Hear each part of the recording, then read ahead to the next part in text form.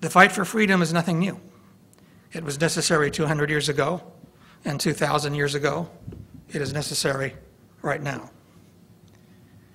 This fall, win, lose, or draw in Congress, we will have to spend the rest of our lives thundering in the ears of Congress, trying to rouse up all that's American in them to make sure that our clear moral arguments for freedom achieve the success that they deserve. The way the program will go, you're going to hear from 3 speakers, followed by a question and answer period and a break, and then 3 more speakers after the break. Our first speaker is Dr. John David Lewis, who is visiting associate professor at the Philosophy, Politics, and Economics program at Duke University. He is an Anthem Fellow for Objective Scholarship, contributing editor to the Objective Standard, and a writer for Capitalism magazine. His forthcoming book, Nothing Less Than Victory: Decisive Wars and the Lessons of History, will be published by Princeton University Press in early 2010. Would you welcome John Lewis, please?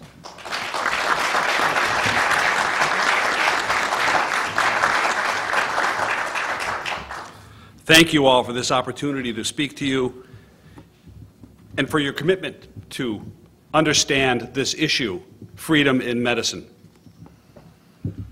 If you've watched the healthcare debates over the past few months, as I have, we might see something together very ominous. Have you noticed that the leftists, who are largely the proponents, major proponents of the healthcare legislation being proposed right now, have adopted a moral argument? They've adopted an argument that basically reduces to we are our brother's keeper. They've adopted an argument that says a society can be judged by what it does for the least among them. They have adopted this issue, in other words, not primarily because of its alleged economic benefits, but because of the moral aim that it will bring, which they claim it will bring. And that moral aim is to provide, somehow, health care for everyone. We can notice ominously that the opponents of this bill and this whole general trend of increasing regulation have not answered this moral argument, but instead responded with economic arguments. It's too expensive. It will bankrupt the country. It will cost more than we spend now. Even the clear arguments and evidence presented, for example, by Mr. David Walker, a name that every American should know, former Comptroller General of the United States, who has pointed out that the liabilities incurred by Medicare, Medicaid, and Social Security, the entitlements alone, right now add up to something like $58,000 billion by the year 2040. That is a sum greater than all of the household wealth in the United States today. It imposes a liability on every family in a neighborhood of $445,000. Notice, interestingly, that those economic facts, presentation of these facts, have not deterred the proponents of socialized medicine. Why not? And the answer is because they're not relying on economic arguments. They're relying on a moral argument. And their moral argument is more fundamental than the economic argument. Unless and until those who are upholding freedom in medicine can understand the moral rightness of their cause, we will continue to lose. Look at the entire history of the rise of the welfare state in the 20th century. Look at the socialized economies. Look at the slaughterhouse of the Soviet Union, which killed 60 million or so of its own citizens. When you get that high, you don't know how many there were killed. And it is still referred to as a great experiment that went awry, perhaps because of the personal failings of an individual man. My gang would have done a better job, ultimately, is the argument. It's still looked at by many people as a great experiment, despite this mass slaughter. In other words, the consequences of these programs, the economic consequences, the consequences in brutality, and the consequences in mass death have not deterred the proponents of socialized medicine and of socialism across the board, because they're not relying on those consequences as part of their thinking and as part of their arguments. They're relying upon an alleged moral argument. we have to have a moral answer. We have to have a moral answer to this, or we will not succeed. And what I want to do in my few minutes up here today is to present one aspect of that moral argument. I'm going to leave it to Dr. Brooke at the end to go more deeply into this than I am. I want to address one particular aspect of it, perhaps the first level of it, and that is the founding principle of the United States, the principle of individual rights. The idea that health care is a right is wrong. The idea that health care is a moral right is wrong, and it is a lie. In fact, health care is not a right. It is a service purchased from dedicated professionals who set out at an early age to spend their lives learning this trade, learning this practice, and to bring it to people.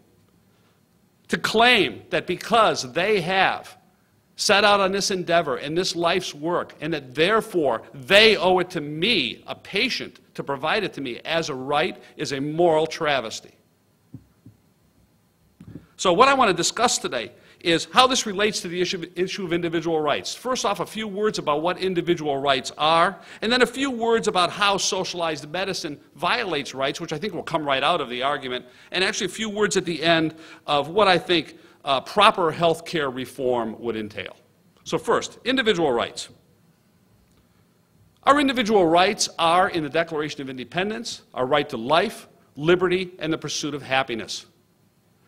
The right to life does not mean others must provide you with the needs of life. It means you have a right to pursue your life, to live your life as you see fit. The right to liberty means you have the right to exercise your own autonomous action in pursuit of your own life.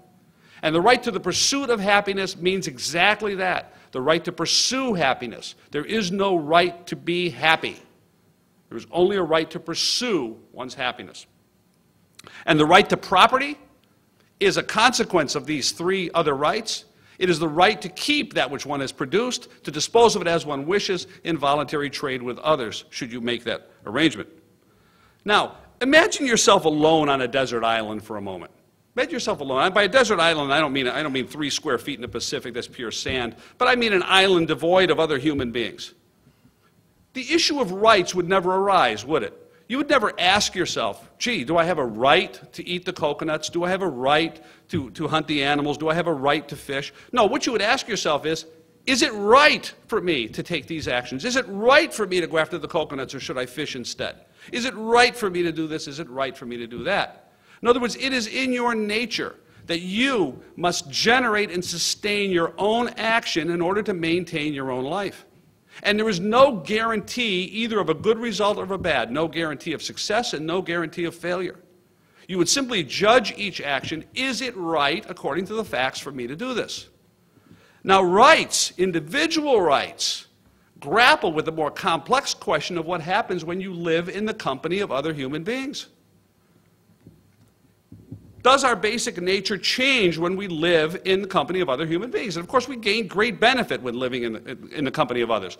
We benefit from the education that we can get from others. We benefit from the fruits of their labor when they wish to trade with us on this, and they benefit from us. We're allowed to specialize. We can spend our lives in one career. Doctors don't have to spend half of their time trying to find food for themselves. They can dedicate themselves to their career. But in order to live with others successfully, peacefully, and freely, we must be governed by a moral principle by which we can live with others. And that principle is the principle of individual rights. So in the handout I've given you, I've offered for you, I've given a series of quotes that I think will make some of these issues straight. I will note that rights are a moral concept, quoting from Ayn Rand from her article, Man's Rights. Rights are a moral concept. The concept that provides a logical transition from the principles guiding an individual action to the principles guiding his relationship with others. The principle by which we can live peacefully, successfully, and freely with others is the principle of individual rights.